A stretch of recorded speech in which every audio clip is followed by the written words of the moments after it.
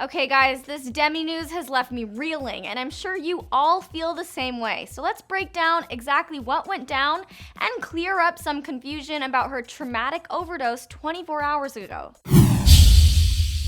Hey everyone, it's Devin Howard, and I've been trying to come to terms with Demi's OD, but all the news reports, rumors, and drama make it hard to figure out the real story. So I did some research to get an accurate timeline of this devastating moment. Let's get into it. We all know that Demi has struggled with substance abuse for years now. The way she candidly discusses it is one of the major reasons why I personally have come to love her. Demi has always openly shown that she's human. She has her weaknesses, her shortcomings, and she's not afraid to be straightforward about them. It sounds like there was a whole slew of events and broken promises and damaged friendships that caused Demi to reach her breaking point. So now let's get into exactly what happened during yesterday's horrific events and the latest news surrounding the OD. The singer had apparently been out the night before celebrating her backup dancer's birthday. The party ended up continuing at Demi's Hollywood Hills home after the bars shut their doors. Apparently, the singer and her friends partied all night long until the late morning when Demi overdosed. The first news reports cited heroin as the cause of her overdose. Law enforcement officials told The Blast that Demi's home was riddled with drug paraphernalia. While the police and detectives have tried to determine exactly what drugs were present on the scene,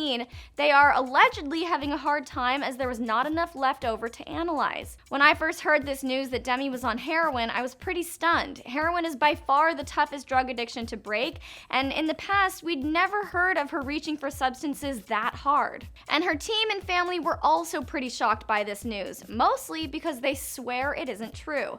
Her team came out and denied that Demi overdosed on heroin. She definitely took some type of narcotic, but Demi and her team stayed quiet about exactly what it was. Then, this morning, after the heroin rumors were put to rest, The Blast reports, quote, "Sources connected to the situation tell us the incident report states that a nurse at the hospital told police Lovato was using methamphetamine in the time leading up to the incident." But here's where things get pretty unclear. If she was abusing meth, a stimulant, she wouldn't have been found unconscious like she was. Additionally, the nurse at the hospital revealed that she was administered Narcan at the scene, which is used to reverse the effects of a heroin overdose.